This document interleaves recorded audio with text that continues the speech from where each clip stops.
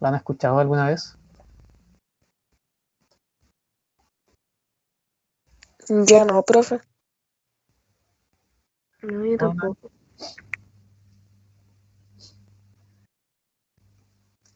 a esta hora nadie sabe nada. Vamos a ver un pequeño video donde nos van a mostrar más o menos eh, qué es la producción en serie, pero en el ámbito de los automóviles y también el impacto que tuvo en la sociedad, porque es muy, muy grande el impacto que tuvo, especialmente en la sociedad estadounidense. O sea, cambió totalmente su cultura. Y otras cosas también que les voy a nombrar por ahí. Voy a poner el video unos segundos para que ustedes me dicen si, o sea, para que ustedes me digan si el video, digamos, anda bien, ¿ya? El tiempo de producción de un coche de 10 horas a 1 hora y media. Sí, se ve bien. ¿Sí? ¿Ningún problema? Ya. El video dura más o menos 4 minutos, por ejemplo, ¿ya? Así que ahora lo voy a poner. Henry Ford para los estadounidenses es la figura carismática de la industria del automóvil. En este edificio de ladrillo salió el primer porte de la cinta de producción hace unos 100 años. Ningún monumento suntuoso recuerda el Big Bang de la producción masiva. En cambio, Dick Rubin se ocupa en ese mismo lugar de que los modelos especiales del Ford T no se oxiden. Con su cinta de producción, Henry Ford reduce el tiempo de producción de un coche de 10 horas a 1 hora y media. El precio de un Ford T baja de $850 a casi $300. El coche para todos, tal como lo quiere Henry Ford. Pero a los demás socios de la Ford Motor Company, por ejemplo, a los hermanos Dodge, no les gusta nada que su producto se venda cada vez a menor precio. El señor Ford sabía exactamente cómo quería vender sus coches a todo el mundo. Los accionistas no lo comprendieron. Los directores y los propietarios pensaban que los coches tenían que ser caros, juguetes de lujo para los ricos. Con un coche para personas con un ingreso medio no se podía hacer negocios. Este tipo de gente no debía conducir coches. Hay pelea. Finalmente, Henry Ford compra las acciones de los demás accionistas y los saca de la empresa.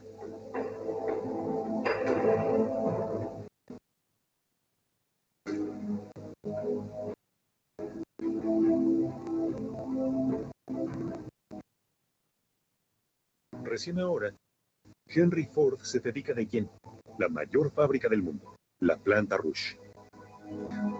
100,000 trabajadores fabrican 10,000 Ford T por día. Una maquinaria de producción gigantesca. Todo está pensado en detalle. Todo está dividido en ciclos. Todo está perfectamente planificado. Los trabajadores son piezas de una maquinaria que funciona a la perfección y escupe coches. Y ya no hace falta que su mano de obra sea especializada. Los pocos movimientos manuales en la cinta los puede aprender cualquiera rápidamente. Todos deben subordinarse al sistema Ford, incluso los proveedores.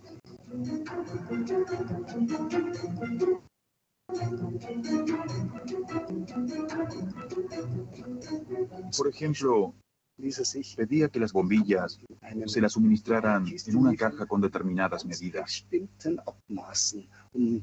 Uno quería saber entonces por qué las medidas tenían que ser tan precisas y no cualquier medida.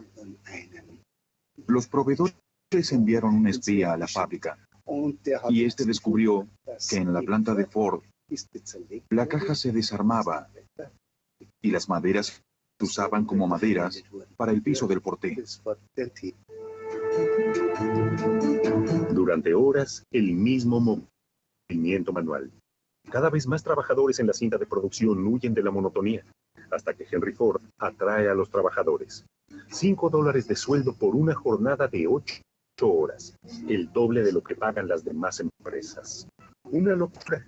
Pero Henry Ford no es solamente amigo de los trabajadores, también quiere que la gente de la cinta de producción gane lo suficiente para darse el lujo de comprar un modelo T. La perfección es el triunfo. Todo cliente puede tener un coche en cualquier color, promete Henry Ford, siempre que sea negro. Solo la pintura negra se secaba con la suficiente rapidez que exigía el ritmo frenético de la cinta. Y la recuperación de sus coches era especialmente sencilla porque todos eran justamente negros.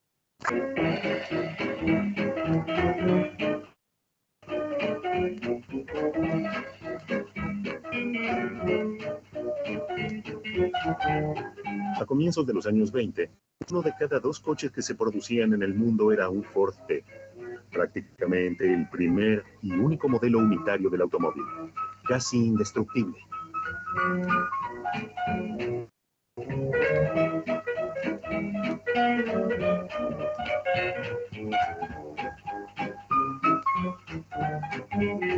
La fabricación en serie sienta las bases de la sociedad de consumo de Estados Unidos. Henry Ford ha alcanzado ahora la cima.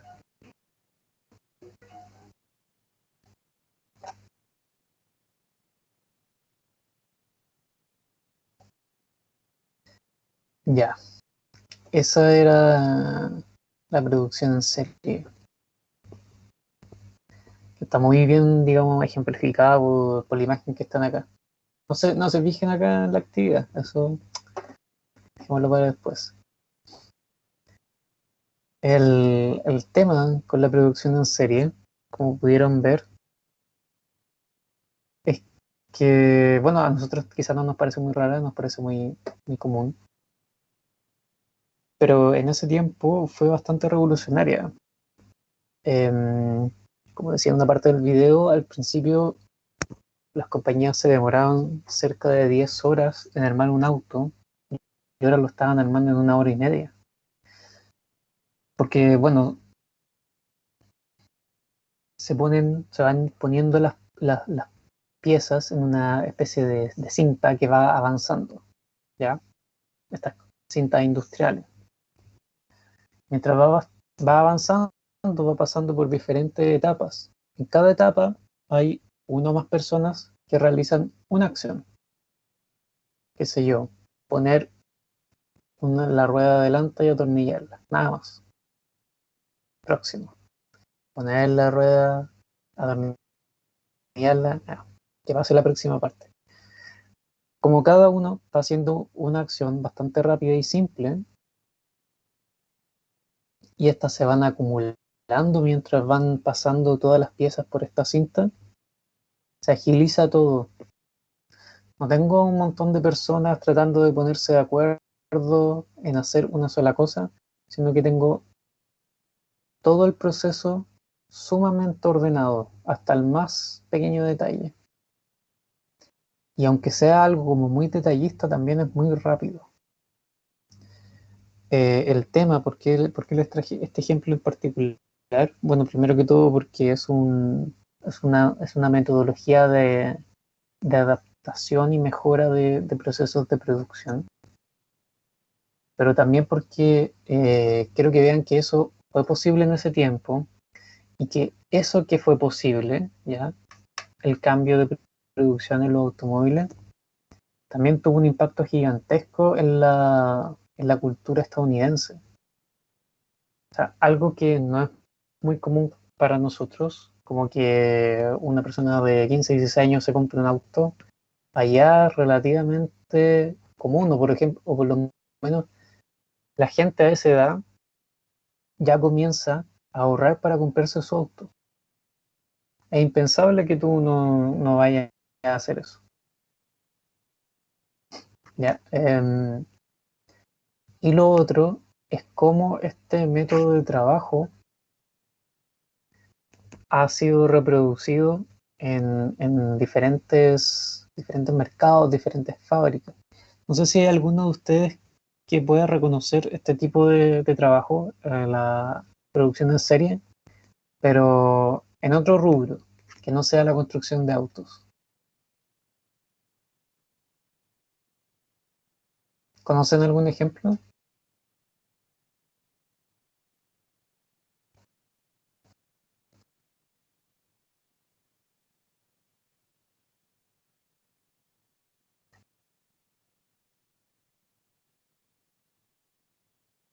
¿No?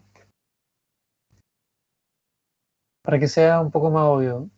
¿Han ido alguna vez como McDonald's Burger King o algún local de comida chatarra, normalmente se trabaja de esta forma, producción en serie. Bueno, yo igual he conocido gente que ha trabajado en locales así, entonces también me han contado. Y claro, es muy fácil enseñarle a la gente lo que tiene que hacer, porque tiene que hacer cosas muy simples. Bueno, el trabajo a la larga es agotador como cualquier otro trabajo, pero la acción que tienen que realizar es muy simple. Y una sola persona no está haciendo todo el pedido, sino que una persona está viendo, qué sé yo, los aritos de cebolla, otro está encargado de servir las papas fritas, hay otra persona que está viendo la hamburguesa, ¿cierto? Cada uno hace las cosas por separado. Después lo que hace es tomar eso que realizó del pedido y juntarlo con las demás cosas. Y eso es todo. Si algo se sale de este proceso, eh, em, es por algo muy puntual, quizás un error en la producción o algo así, pero va todo como en una seguidilla de eventos. Entonces, fíjense que este cambio también con el que viene Henry Ford a cambiar la industria automotriz, sienta las bases para que otras industrias cambien, como la industria de la comida rápida, en donde McDonald's fue uno de los primeros grandes líderes. Entonces lo que tenemos al fin y al cabo es todo un cambio en una industria que luego se traslada a otros ámbitos, pero se termina trasladando a esos otros ámbitos, como les digo, porque se vuelve posible, ¿ya? Porque alguien ya lo ha hecho, ya lo ha probado, y hay que uno puede adaptarlo. No es muy diferente que la producción en serie de Ford haya afectado también la producción en serie de comida rápida, ¿cierto? O que el invento de los transistores haya cambiado la manera en la cual nosotros construimos computadoras o televisores también, y a la larga incluso teléfonos celulares. Lo que hace a cada uno de estos cambios algo tan importante es que fueron capaces de producir otros. Es decir, fueron capaces de hacer evolucionar, por decirlo de alguna manera, otros ámbitos, otros objetos tecnológicos, otros servicios tecnológicos.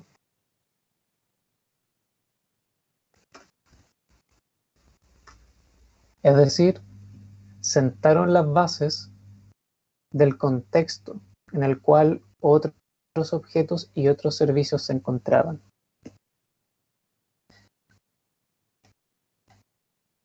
¿Se va entendiendo cuál es la idea general de la clase? ¿Hay alguien que tenga alguna duda con alguna de las cosas que he dicho? Y yo de repente hablo. ¿No? ¿Los demás tienen alguna consulta, alguna duda? Nada, profe. Ya. Entonces quiero que recuerden muy bien esto ya. Se les tiene que meter así en lo más recóndito de su cerebro, porque si no, no van a poder hacer la actividad que tienen que hacer ahora. Bueno, que se entrega hasta la próxima clase, yo se las voy a subir como una tarea, porque parece que pescan más cuando aparece la campanita ahí avisándoles que tienen una tarea. Porque básicamente este no solo fue un problema de este curso, ya fue de ambos séptimos. Es que al responder a la pregunta número 2 y número 3, se le hacía muy fácil responder a la primera parte de la pregunta, pero no a la segunda. Me explico. ¿En qué año, fecha, momento histórico tuvo su origen la solución tecnológica? Ya, eso a ustedes se les hacía relativamente fácil de responder, pero cuando veíamos la segunda parte que dice ¿qué lo permitió? No se respondía. ¿Ya? En la tercera, ¿cómo fue su evolución? También podían sin ningún problema ir identificando los cambios en las soluciones tecnológicas. Eh, nunca es muy bueno como armar líneas de tiempo, pero de todas formas podían hacer algo así, podían generar ese tipo de ideas, pero cuando se les preguntaba qué factores generaron esa evolución, tampoco, no había respuesta. Estas dos preguntas lo que hacían era cuestionar el contexto histórico de la solución. El primero, el contexto histórico en el que se había originado, y luego el contexto histórico o los varios contextos históricos que fueron marcando los hitos del proceso evolutivo del objeto.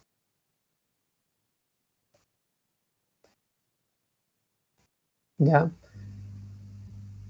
O sea, lo que hizo Henry Ford no fue inventar el auto, o sea, el auto ya venía desde ¿cuándo? Mitad del 1800 creo, si no mal recuerdo. Obviamente funcionaban de manera distinta, pero es uno de varios hitos que marca el cambio o la evolución de ese objeto tecnológico y que es posible gracias a que su contexto lo permite. Todos los demás cambios que han sufrido los automóviles a lo largo de los años también se han dado porque son posibles de hacer. ¿Por qué algo es posible de hacer? Porque existe, bueno, va a sonar como muy redundante, existe un contexto que lo hace posible, porque está en un contexto que tiene las características apropiadas para ello, ¿cierto? Por eso no veíamos eh, libros digitales en el 1400, ¿cómo? Si no existía la tecnología, no existía el interés tampoco. Pero sí había bastante interés en que este objeto fuese más pequeño. Se crea este otro objeto que lo hace posible. Y los cambios en los automóviles también suceden más o menos por lo mismo, ¿cierto? Existe el interés, existe la tecnología. Entonces contamos con un contexto que hace que algo sea posible. Por eso estoy constantemente repitiendo esto, ¿eh? Porque sé que les costó o que no pudieron responder esas otras preguntas. Ahora, ¿qué es lo que ustedes van a hacer? Que sería bueno que lo fuéramos definiendo ahora esta clase para que se ahorren tiempo. Lo que ustedes van a hacer es algo no muy diferente de la actividad anterior, pero ahora tiene que ir como una presentación, ¿ya? Por eso era importante que hicieran la actividad anterior para que se ahorraran trabajo. Si no, ahora van a tener que estar haciendo dos cosas al mismo tiempo. Este es un trabajo con nota. Como les digo, se lo voy a subir a la parte de tareas. Y lo que tienen que hacer es diseñar una presentación que dé cuenta de la evolución del objeto tecnológico. Ya, eso es muy fácil, porque uno incluso puede buscar en internet hitos evolutivos de, no sé, el refrigerador. Y les va a salir todos los cambios, en qué año, quién fue responsable, etcétera, etcétera. ¿En qué punto la actividad se vuelve un poco más compleja? Cuando dice acá, ya de cuenta de la evolución de un objeto tecnológico y de las características del contexto que hicieron posible ese cambio. Si se fijan, dar cuenta de la evolución de un objeto tecnológico es súper fácil porque incluso puede ser algo tipo copiar y pegar. Así de simple. Requiere que ustedes busquen y seleccionen información. Nada más que eso. Súper simple. Pero cuando hablamos de las características del contexto, eso requiere que nosotros vayamos pensando en la información que estamos recibiendo. Incluso que algo que leemos por ahí, no sé, que en tal año hubo cierto cambio en la producción de refrigeradores. Ya, bueno, pero ¿qué pasó ese año? ¿Que hubo algún invento importante? ¿Hubo un cambio político importante que requirió que se cambiaran los refrigeradores? ¿Qué sé yo? No, es decir, un tema nos puede llevar a otro. Necesitamos ampliar un poco esa investigación. También puede suceder que se nos haga un poco más difícil encontrar alguno de estas características del contexto y tengamos que buscar un poquito a ciegas, ¿cierto? Pero si uno se mantiene dentro de los márgenes de un tema, eh, es mucho más fácil. Por ejemplo, quizá yo no encuentro muy bien la información referente a por qué las computadoras en tal año tuvieron una pantalla, qué sé yo, algo así. Pero si busco de manera generalizada información sobre la historia de la electrónica o de artículos eléctricos o algo así, se me va a hacer mucho más fácil encontrar esa información.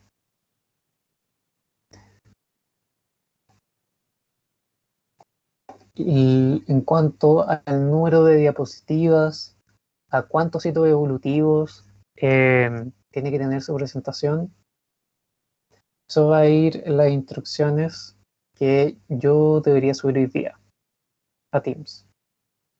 ¿Ya? Lo voy a subir como PDF al curso y voy a subir la tarea. ¿Ya?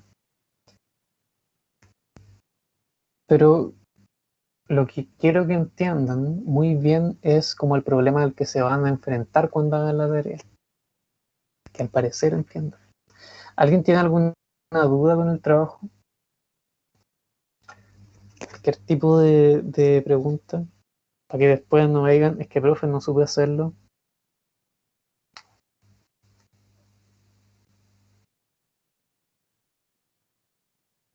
No, es que el trabajo en sí es bien fácil, Yo, profe, ¿no?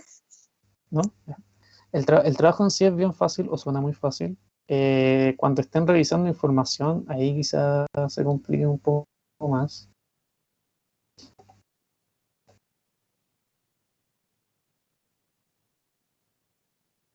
Pero, pero no, en verdad no deberían tener un gran problema.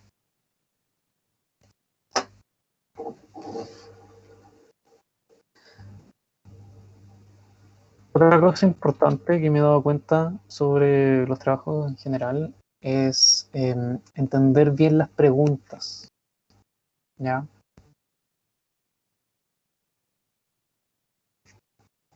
Creo que ese también es uno de los factores de por qué la segunda parte de estas preguntas fue un poco difícil de responder. Normalmente, y ojalá les sirva no solo para este curso, sino que para todos los demás, la respuesta a una pregunta o cómo se debe responder una pregunta está dentro de la pregunta misma. Por ejemplo, en palabras como cómo, qué, cuándo,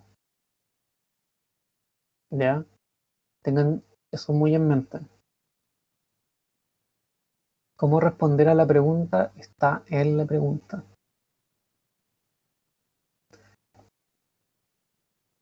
Por ponerle un ejemplo de cómo se podría responder al punto 2 y 3. Si ocupáramos el ejemplo del libro, ¿cierto? ¿En qué año, fecha, momento histórico tuvo su origen? Eso es un poquito difícil, habría que buscar más información. Fue hace cuántos miles de años. Em, ¿qué fue lo que permitió que existiera un libro? Que hubiesen materiales y técnicas que le permitieran a los seres humanos registrar registrar de manera permanente lo que querían registrar, ¿cierto? Que normalmente era como algún tipo de conocimiento, algún dato importante, ¿cierto? Eh, Podemos empezar, por ejemplo, con tablas de arcilla, como un tipo de libro o antecedente de un libro, ¿cierto? Bueno, sabemos usar la arcilla, sabemos dejar marcas y nos damos cuenta que es un material que no cambia mucho a través del tiempo. Entonces podríamos usarlo para registrar cosas de manera permanente y bastante permanente. O sea, hay tablas de arcilla que existen aún hoy y que tienen, no sé, 4.000 años probablemente. Luego hay ciertos avances, pasamos al punto de cómo fue la evolución, qué factores generaron esa evolución, y hablamos como de hojas. Está, eh, están las tecnologías relacionadas con la producción textil, ¿ya? Por ejemplo, muchos libros no eran necesariamente hechos con papel, sino que con cuero. Y las técnicas para tratar ese cuero, ese cuero, no sé, de ciervo, por ejemplo, que era muy usado para hacer libros, esas técnicas eran, o mejor dicho, habían sido desarrolladas antes por las personas que hacían ropa. Y realmente nos dimos cuenta de que si uno sigue como trabajando ese cuero, escarbando ese cuero, porque prácticamente es un trabajo de escarbar,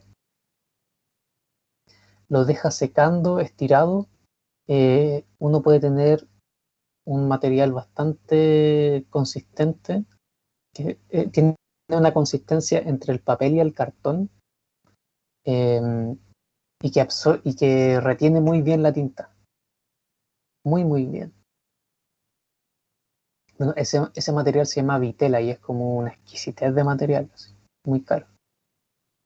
Eh, y si lo piensan, el papel no es muy diferente eh, de la producción del cuero, porque también está relacionada con el trabajo con fibras vegetales, que venía desde hace mucho tiempo en técnicas como, por ejemplo, la construcción de canastos,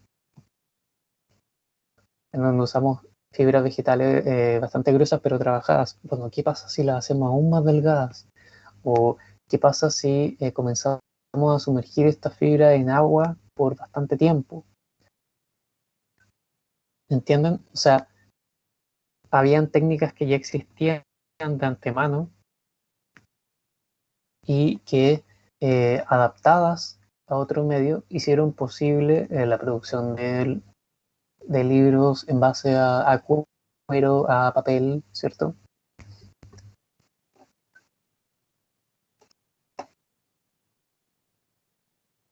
Ahora, sería bueno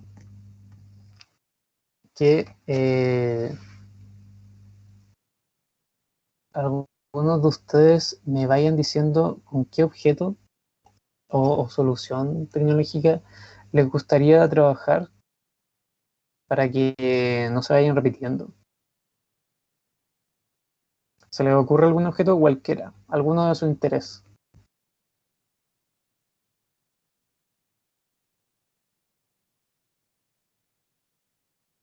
O puede que incluso no les interese mucho el objeto en sí, pero solamente por elegir uno.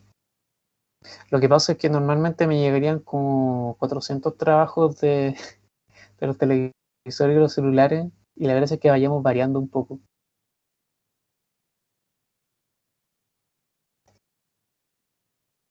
¿Qué objeto les tienen que elegir?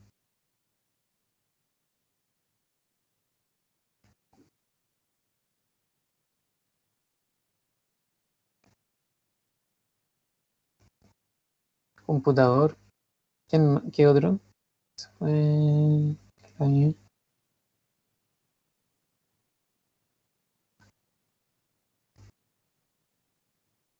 Chicos, los demás.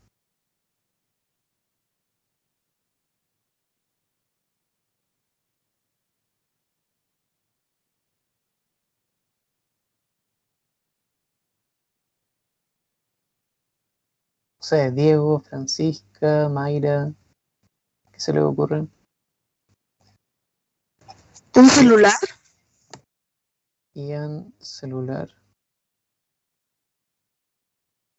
Vayamos variando un poco, ¿cierto? Un compañero ya había dicho celular. ¿Qué más podrían hacer los demás compañeros? Profe, La Diga, tecnología. perdón. perdón, pero usted dijo Ian o no? Sí, porque me había escrito acá en el chat. Ah, ya.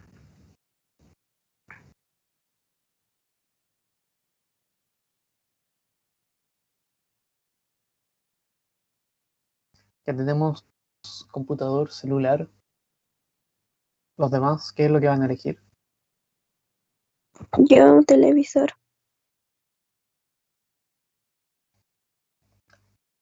Sor, Mayra. Los demás también pueden escribir en el chat si es que no quieren activar su micrófono.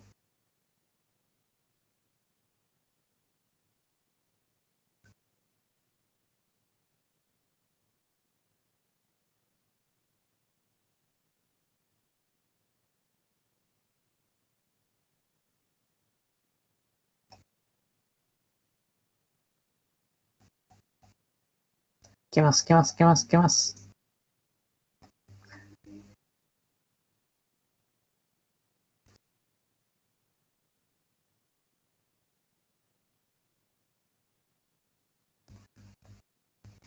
No se le ocurre nada.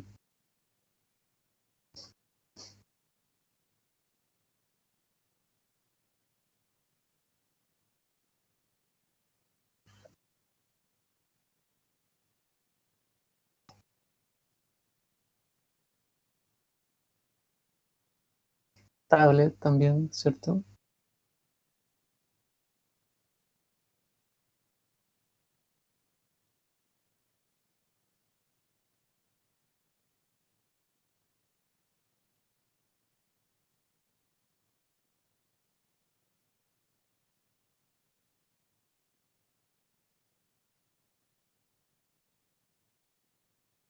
Oye, puro artículo electrónico.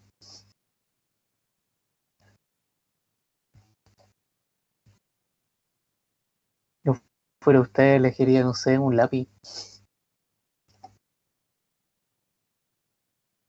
¿Alguien más?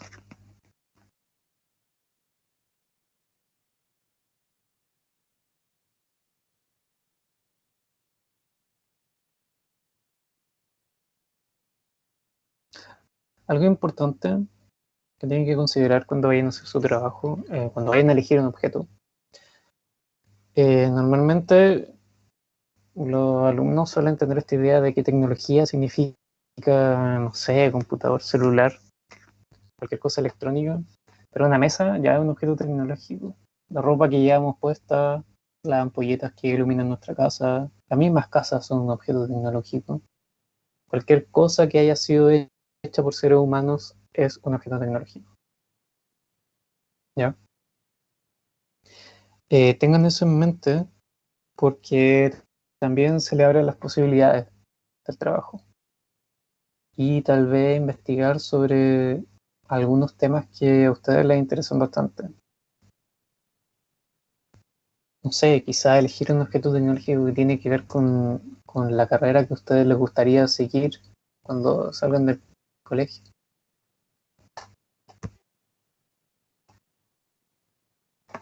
Ahora, eh, resumiendo,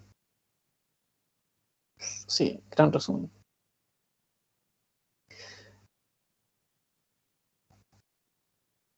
Lo que tienen que hacer en el trabajo es diseñar una presentación que dé cuenta de la evolución de un objeto tecnológico y las características del contexto que hicieron posible ese cambio evolutivo. Lo que nos interesa entender es cómo el contexto produce un cambio o lo hace posible, ¿ya? En sí, ese es el punto principal del trabajo, más allá de simplemente contar cómo ha evolucionado a lo largo del tiempo un objeto tecnológico o una solución tecnológica. Es algo que tienen que tener bastante presente. Otra cosa, igual son poquitos. Es normal que haya este número de alumnos de las clases, de séptimo A.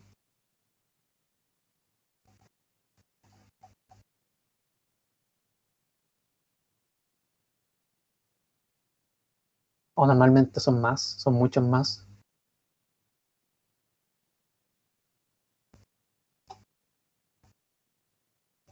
De repente somos como 27 o 16. Y después al rato se van conectando más. Ya, o sea que a veces son caletas. Eh, bueno, entiendo de repente que falten a veces por el tema de la hora, pero igual es inaceptable.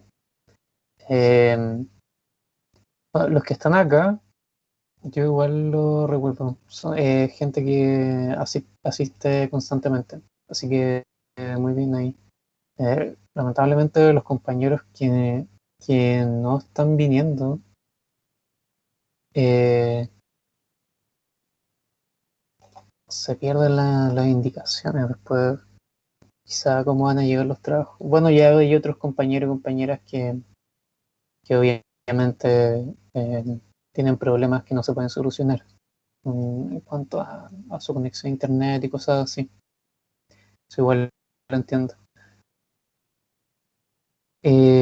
Chicos, quedan 5 minutos, pero yo tengo que hacer, digamos, un pequeño trámite. Entonces quería preguntarles si está bien que lo dejemos hasta acá o si quieren, si ustedes necesitan este tiempo para hacer alguna consulta. ¿Qué es lo que piensan ustedes?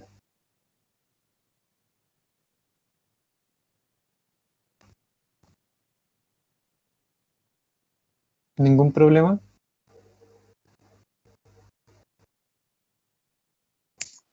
No, profe. Ya, súper. Ya chicos, entonces por hoy dejémoslo hasta acá.